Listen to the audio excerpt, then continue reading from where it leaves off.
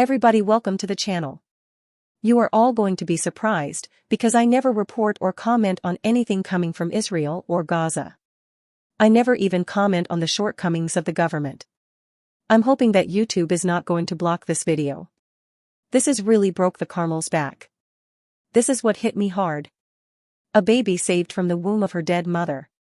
The mother was killed after Israeli strike. A baby girl was safely delivered from the womb of a Palestinian woman who was killed, along with her husband and daughter, in an Israeli attack in the Gaza city Rafah. This is so tragic. The incident happened on Sunday, April the 2nd. According to reports, a total of 19 people lost their lives in the strikes, including 13 children from one family. This is according to the Palestinian health officials. The baby, weighing 1.4 kilos, was delivered via an emergency C-section and is currently stable. Dr. Mohammed Salama is carrying her. Her mother, Sabreen Al-Sakani, had been 30 weeks pregnant at the time of the attack. The newborn was placed in an incubator in a Rafah hospital, where she lies alongside her infant. Across her chest, a poignant message reads, "The baby of the martyr Sabreen Al-Sakani." How can one be so nasty, so cruel, so wicked, so evil? How can someone have all these qualities in one life, and then aspire to public office? Mass murdering of women and children or collective punishment can never be justified. Deliberate denial of water and food is beyond comprehension. Enhanced interrogation, mass graves, and wanton unnecessary destruction and devastation is akin to Hiroshima. If all these ongoing crimes are accepted by the main players in government and contributors, then I'm afraid the world is going upside down. Sickening as it is. We might as well welcome back Mr. Hitler, because all is forgiven. This is alarming, though not entirely surprising. There is little outrage from the Tories who even voted for its continuation in the UN. Every time you veto means more suffering from the victims of the ground. The fact that some government officials draw parallels with October 7th as justification suggests inducement or incapacity or both. A proper thinking government would be pressing for sanctions and trade boycotts against Israel. The government is using their best excuse in the general lack of faculty. It is unbelievable.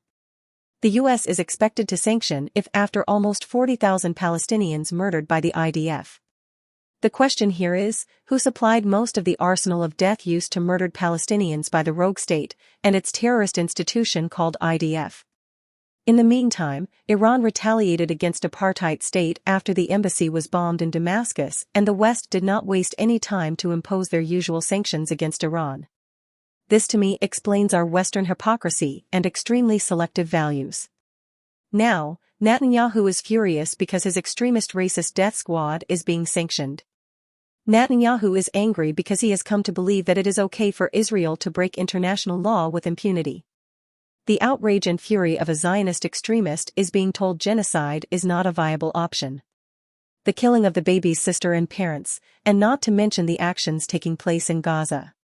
The genocidal actions in Gaza should now come under serious legal scrutiny. These extremist Zionists are getting a free green light to commit atrocities directly from the current far-right Israel government.